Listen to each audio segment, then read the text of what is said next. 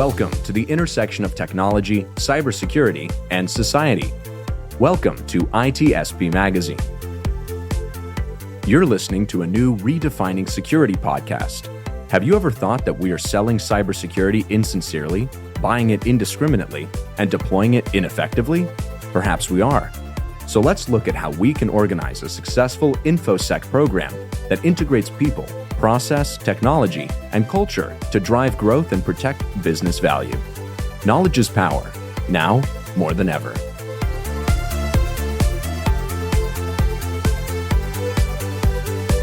Imperva is the cybersecurity leader whose mission is to protect data and all paths to it with a suite of integrated application and data security solutions. Learn more at imperva.com. Asgardio by WSO2 is a developer-focused identity and access management solution. Offered as Identity as a Service, or IDaaS, Asgardio by WSO2 creates seamless login experiences to your apps in minutes.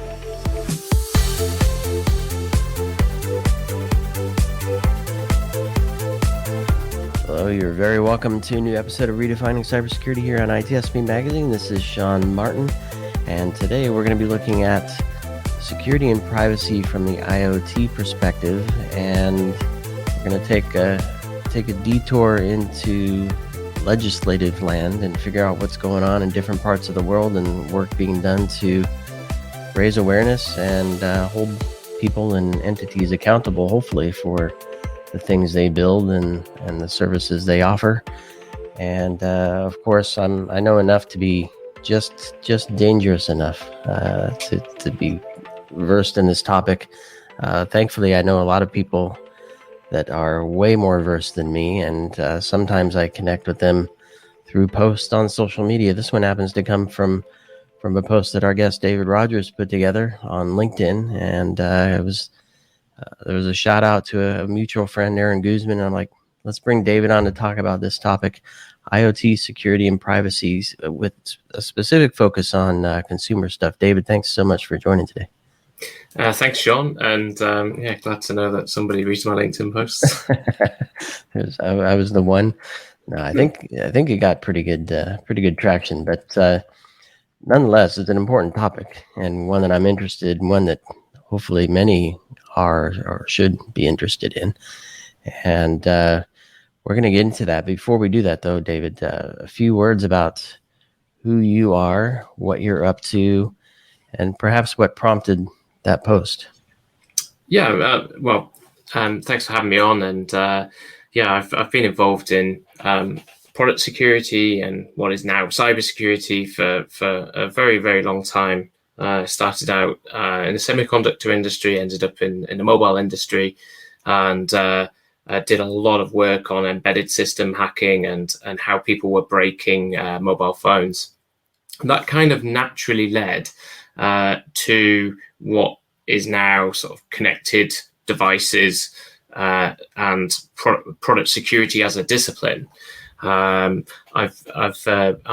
currently chair the GSMA, the Mobile Industry Association, their fraud and security group, which has thousands of different security managers and fraud managers from all around the world. And we're having to deal with everything from all types of devices, whether it's enterprise, consumer, industrial, all connecting to the mobile network, and then all of the problems that go with that, everything from legacy through to new technology that is emerging.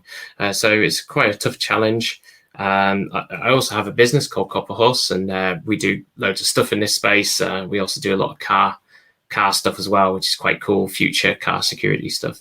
And to be honest, all of it ends up being the same stuff. It's all just PCBs with chips and software on, and half of it is all the same software.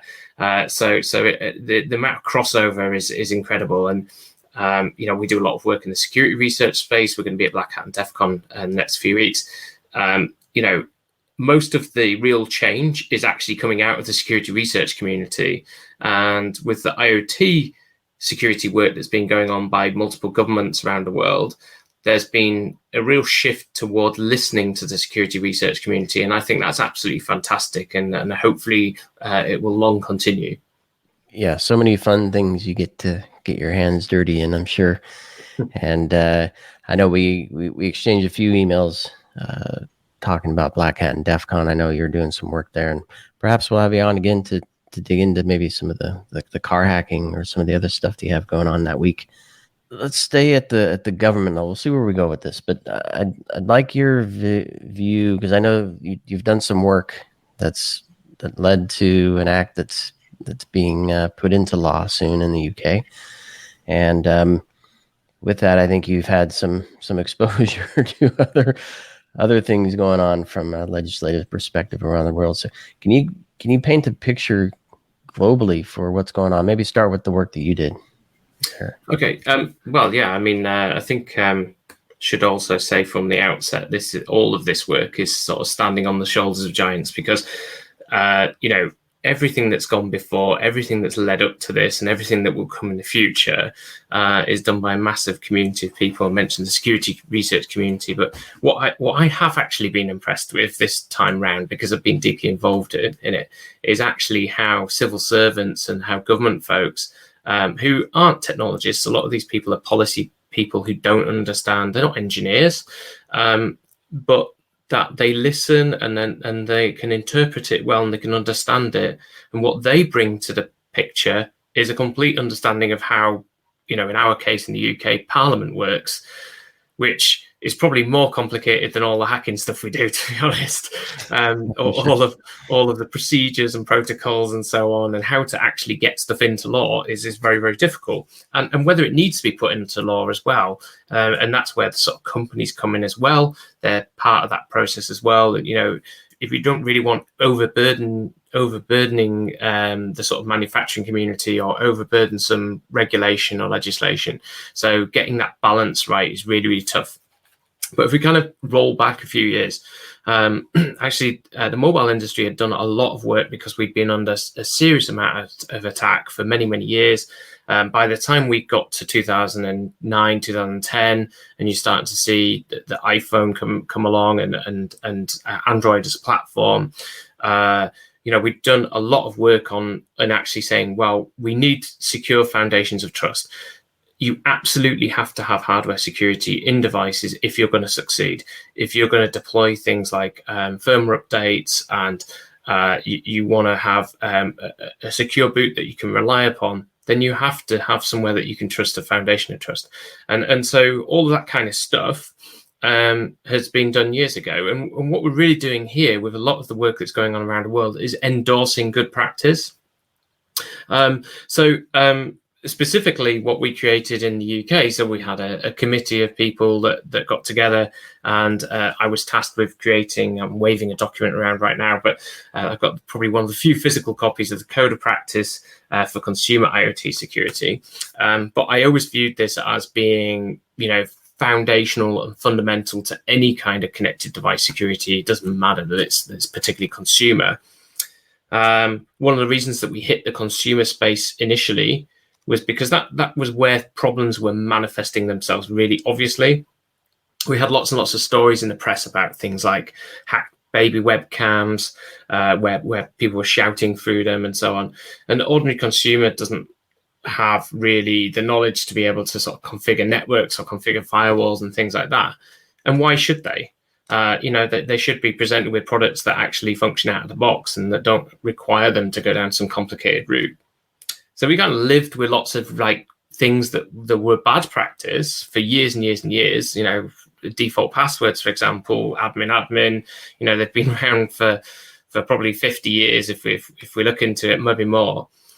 And we probably had an opportunity to kind of stamp out that bad practice.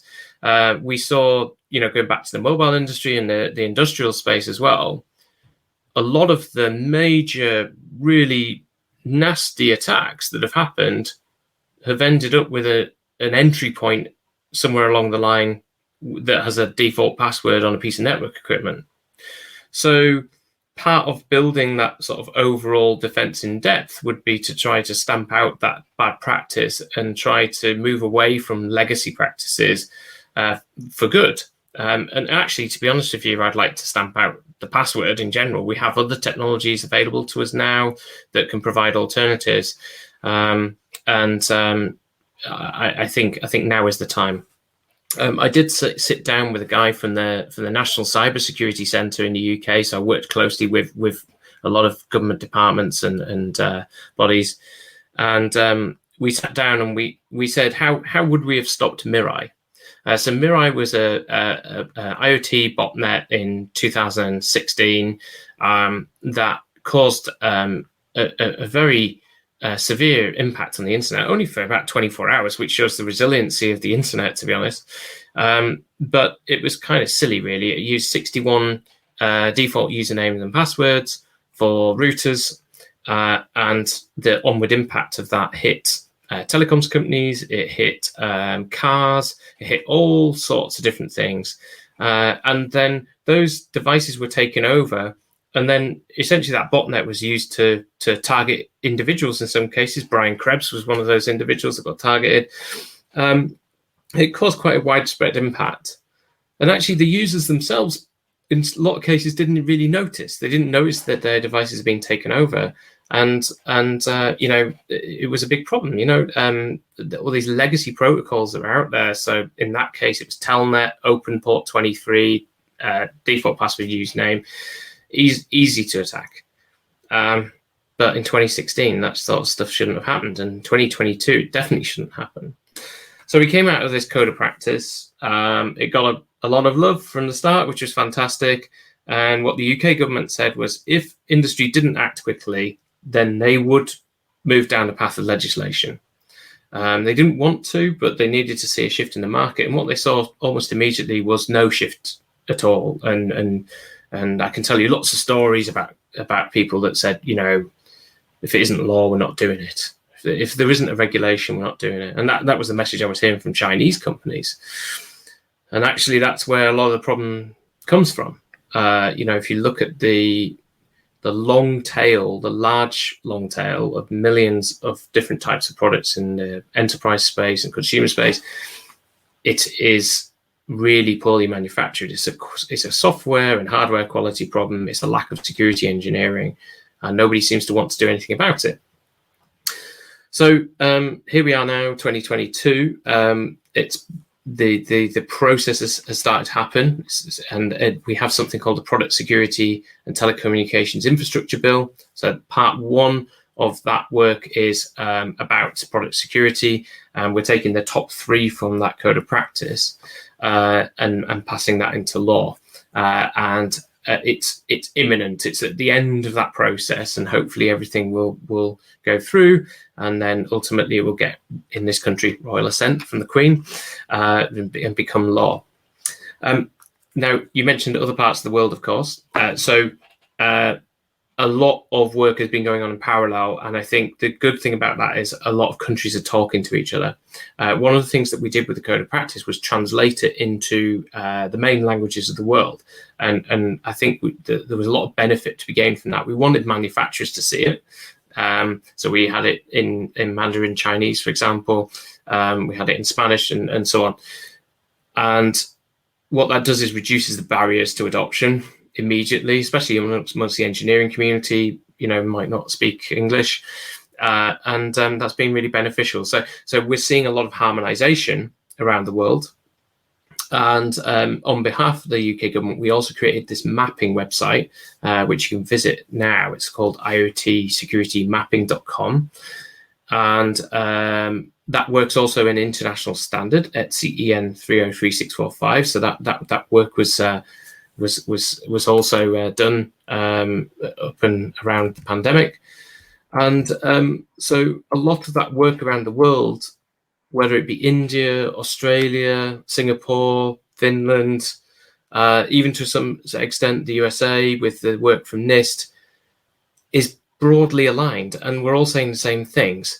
And that is fantastic. It's fantastic for the manufacturing community because it means that they don't have to create different products for different markets. They know that what we're saying, and that's the purpose of the mapping site actually, is to also say this thing is the same as this thing. And so if you implement this, then you're good in these different countries. And I think I had an email this morning actually from a manufacturer of sports watches, connected sports watches, saying that their guys loved the site and that they were using it actively. And so that's really nice to hear, because we again want to reduce the barriers for adoption, and ultimately we want to secure people around the world, whether it's businesses or consumers. I love it. I don't know if you were able to figure out were they, obviously it's not law yet, so they weren't triggered by the law to go to the mapping site to do the work. So somebody found it and appreciated it and recognized the value of security. Yeah, and I think that the noise is sort of growing as well, and it has been for a while. So I think, any company that is worth their salt should know that regulation is coming around the world and that they need to do something. Right.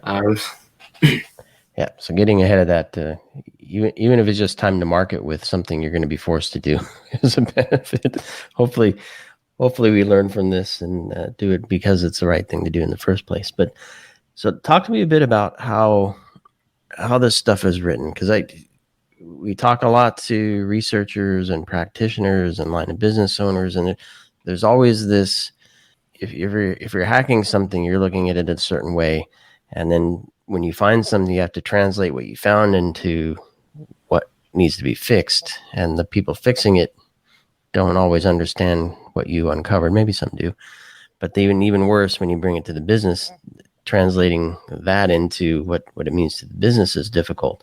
Now, you talked about bringing something into law, which sounds like is a completely different way of looking at something.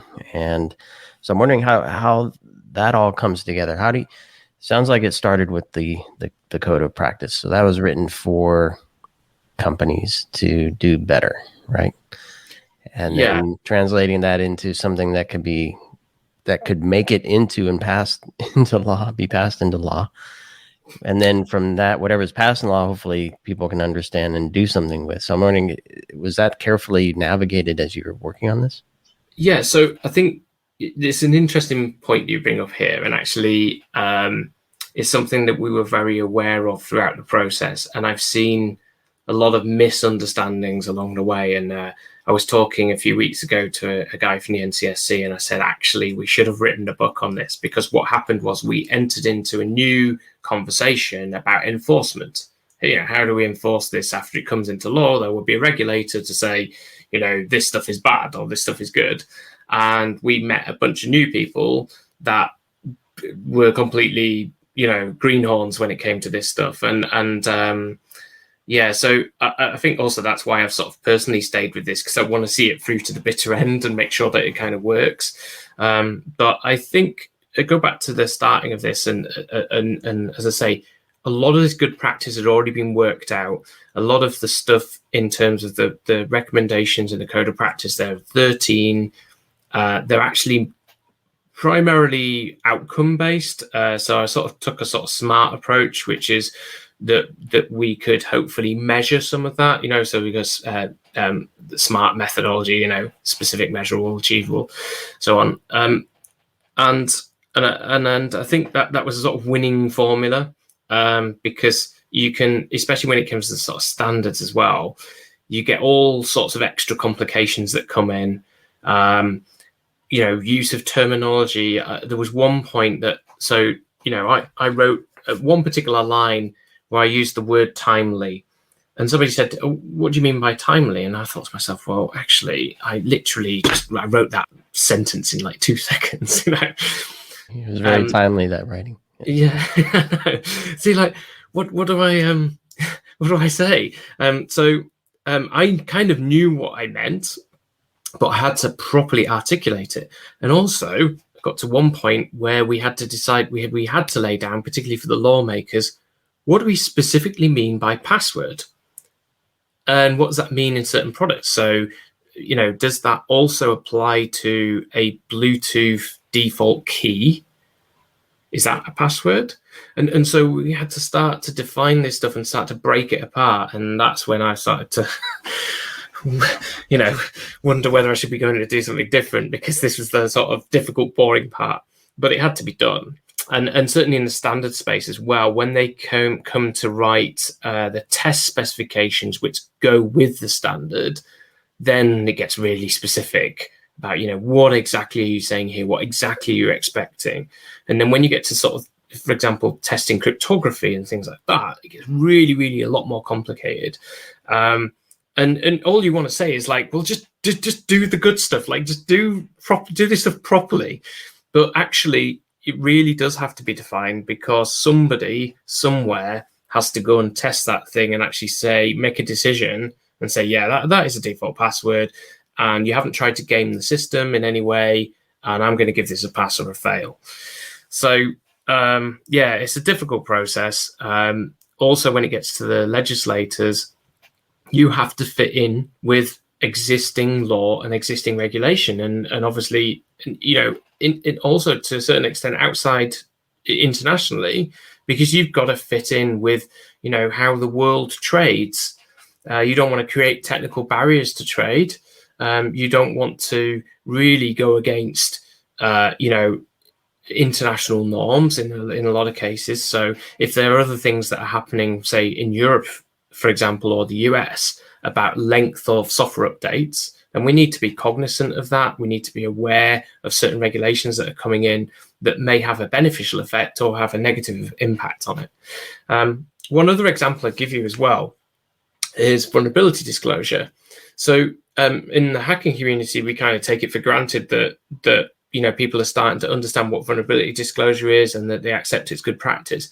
But I still come up with conversations with people saying, oh, we can't talk to the hackers, oh, they're all criminals and all the rest of it. And that's also, if you're a hacker, is what you get when you deal with a company that hasn't done responsible disclosure or vulnerability disclosure properly, and they start to throw the lawyers at you or whatever. So the simple fact that we've managed to get, or we're very close to getting CVD and vulnerability disclosure into law is absolutely massive. That will be a big step change in terms of security research. And these companies have got to understand it. Myself and a few other people gave evidence to the scrutiny committee for the legislation. And one of the questions I got was from an industry body that said essentially that we couldn't do vulnerability disclosure as industry because that would lead to vulnerabilities being disclosed before they were fixed. And I was sat there, I didn't know what the question was in advance, but I was like, this is totally wrong. Like, this is either a deliberate misinterpretation of what CVD is because they don't want to do it, or they just don't get it. And both situations are really, really bad. Right. So thankfully, the politicians sort of overrode that, and hopefully I explained what CVD was properly. But it just shows that we have a lot of educating to do as well. And I hope that at the end of this process, maybe that's what's justifying it going into law, is that we just can't trust that we'll get it right as industry without some help, really, to say, no, you can't do these bad things because it's going to hurt people. And actually, there's a real safety risk coming down the road. And I think that's what's driving governments around the world. They see that the reliance on IoT in lots and lots of different ways could have a real detrimental economic and physical personal effect on their citizens, and they don't want to be on their watch when something goes really, really badly wrong and kills people, basically. Yeah, and you touched on so many points, so much to get right in terms of the balance between innovation and commerce and trade, and then privacy and security of the citizens, and your standing on the world stage compared to other ways that other countries operate. And I mean, so much to go into that. And then you came to the point of still some misunderstanding and education needed. And I'm wondering, do you have any insight? Is the law intended to be the education, or is there something wrapped around it to actually? Because if the education's the stick that comes down when somebody audits and checks and says, no, you didn't do it, Well, I think Kind of too I late think in it's the all system, part right? of the package, isn't it? So, Yeah. if we look at how this fits in with other initiatives around cybersecurity, and both in the US and the UK, we've got a lot of things going on around supply chain security, around telecom security, and network infrastructure security. It all ends up being one and the same thing ultimately. But of course, education is a big piece in that.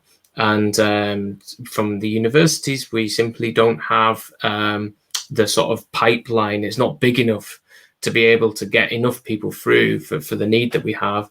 And there's lots of initiatives to how do we educate people in the workforce? How do we retrain people in the workforce as well? And I think there's lots and lots of different people that can play a part in that. Whether it's individuals or training institutions, there's a lot of reskilling to do, and a lot of bringing up to get to where we need to be.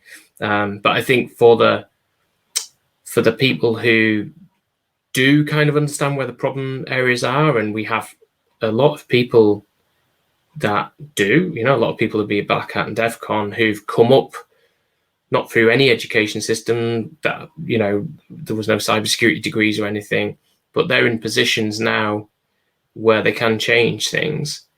And as long as we're trusting those people to do the right thing, and that we can sort of head off major attacks in the future, but at the same time training people, then we might dodge the bullet. But we just got to stay the course. And, there are the other thing to mention here is that the government's recognizing this. So in the UK, we have the NCSC, the National Cybersecurity Centre, which has been a model for other countries. In the US, you have CISA and other parts of other agencies that do some fantastic work. Part of their role as well is to sort of glue all these different bits of government together to make sure that they're going the right direction, whether it be from EV chargers for cars, or industrial sites, or government communications, and they see the whole picture, and they have some fantastic, really incredibly intelligent people there as well. So they're a fantastic resource that each country can draw on to show them the way for the future. And so let's do our part here, David. Not that you haven't done your part already very, very well. So a lot of the listeners of this show are security practitioners. We get a lot of researchers, certainly security leaders, CISOs, and whatnot. What can we tell them to maybe, and we're going to include links to the mapping site and to the board. We've done the post certainly that prompted this and inspired this conversation. So once they look at those things that we share with them, what can you tell them to help them operationalize this? That's how I like to put it.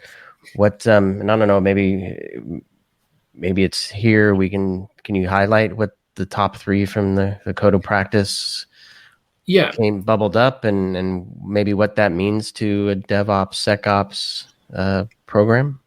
Yeah, sure. And the first thing, obviously, is don't panic. I mean, it looks more complicated than it really is, but it's not. So the top 3 and the things that are going into legislation. So there were no default passwords. So we want to get rid of those. The second one is to implement a vulnerability disclosure policy and act on it. That doesn't mean just creating a contact form on a website. And the third one is about keeping software updated, although in the legislation, what we want is actually transparency.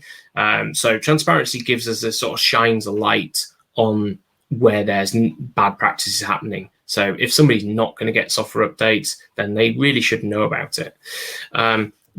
So let's start on those, and they were prioritized. If you look at those 13 items from the code of practice from the ETSI EN 33645, they were, in my view, and somebody at the NCSC's view, the sort of priority in which you should address these things.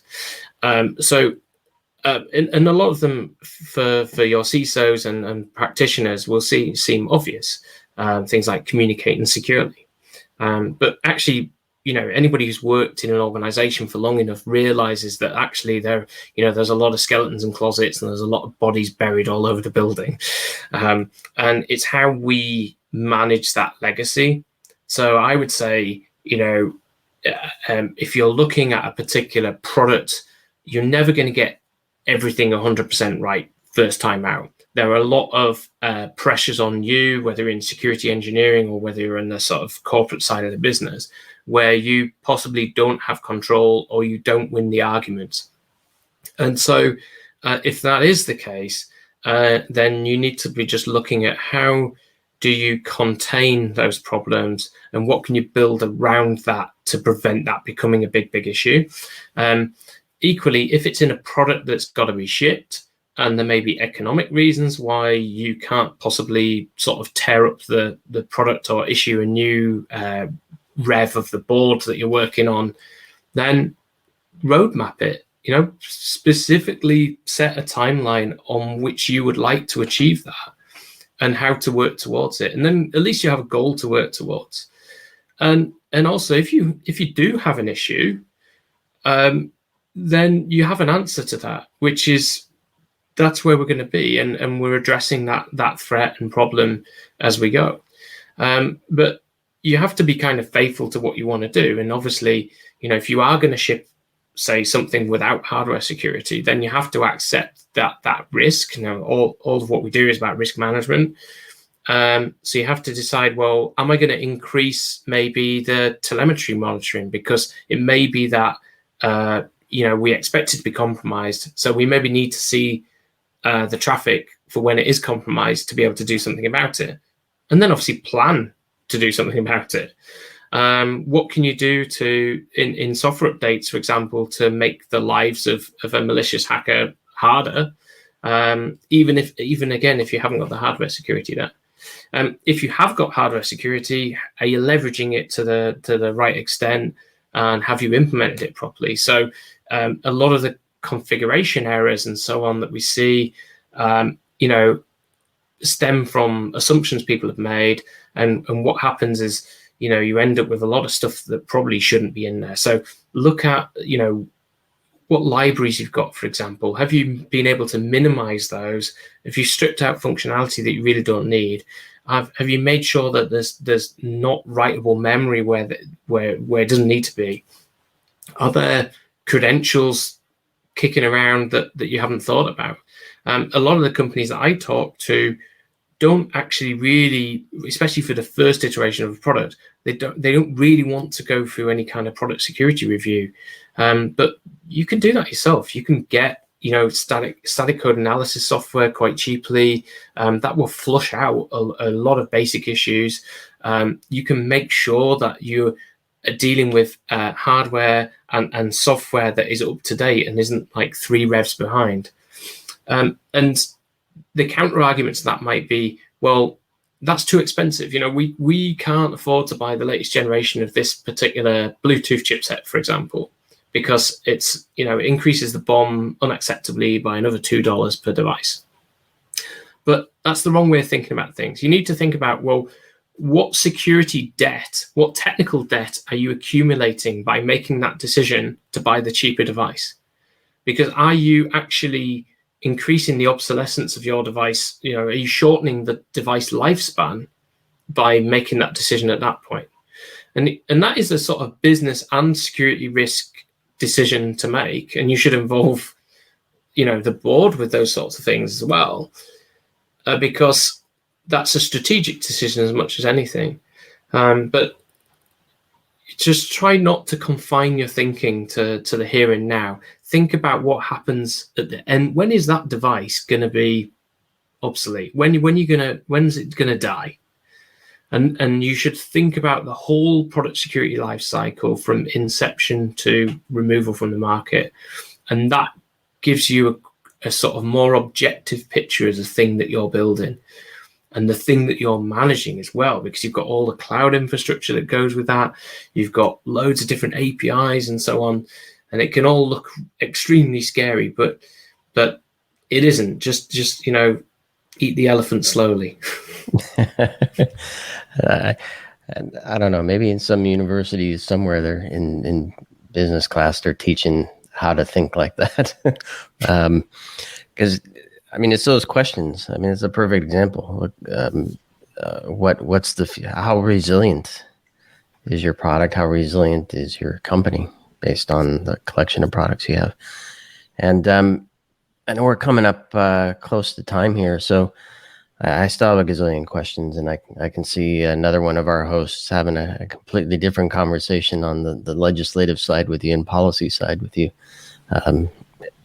But maybe as we wrap, I'm trying to think what would be a good closing point, because I guess maybe to that last point, to the competitive nature, the competitive advantage of doing this right. You mentioned the company that sent the email, said they appreciate the mapping. How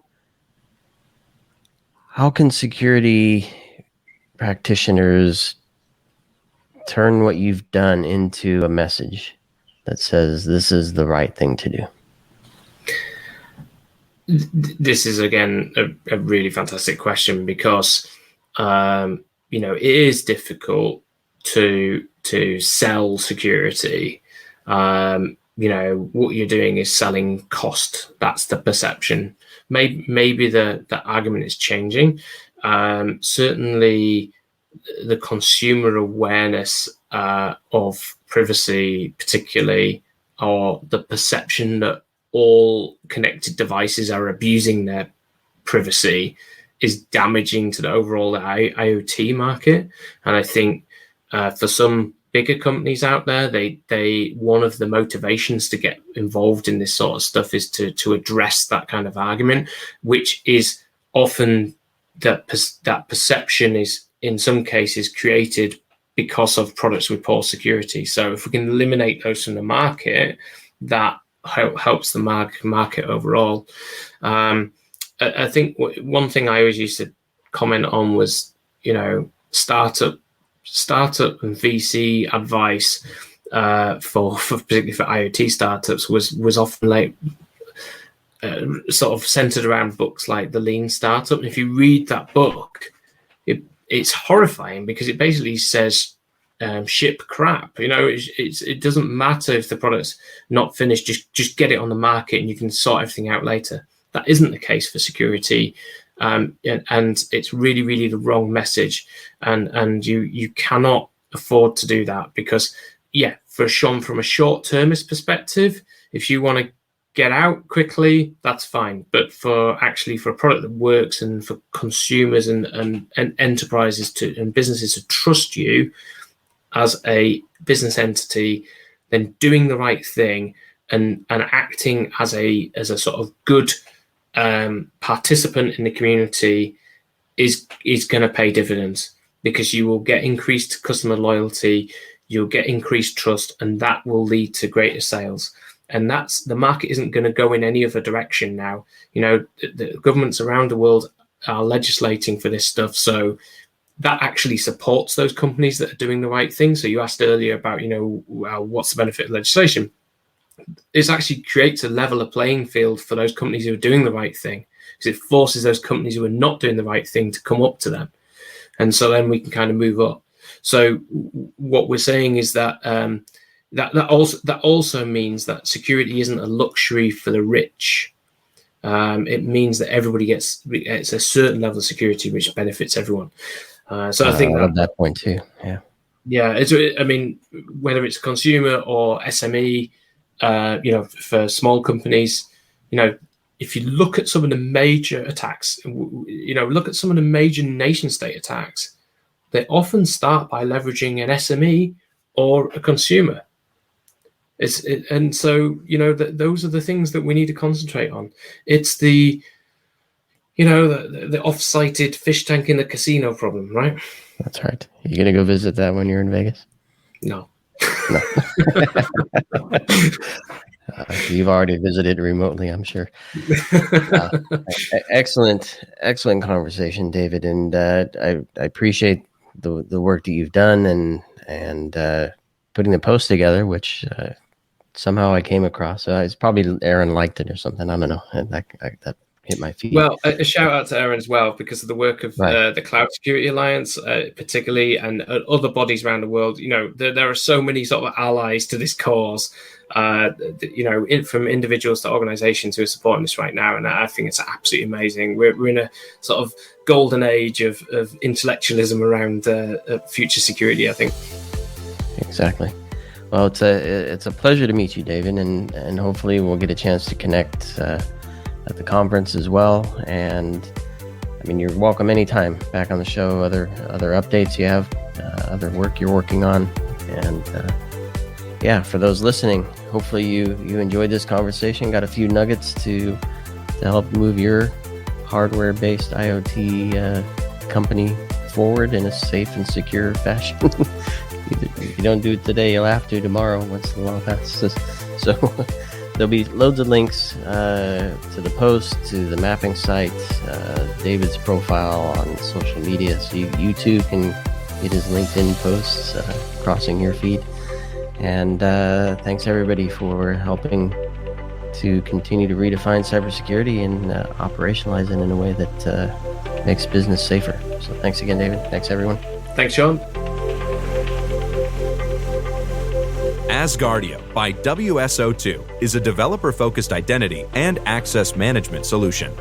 Offered as Identity as a Service, or IDaaS, Asgardio by WSO2 creates seamless login experiences to your apps in minutes. Imperva is the cybersecurity leader whose mission is to protect data and all paths to it with a suite of integrated application and data security solutions. Learn more at imperva.com. We hope you enjoyed this episode of Redefining Security podcast. If you learned something new and this podcast made you think, then share itspmagazine.com with your friends, family, and colleagues. If you represent a company and wish to associate your brand with our conversations, sponsor one or more of our podcast channels.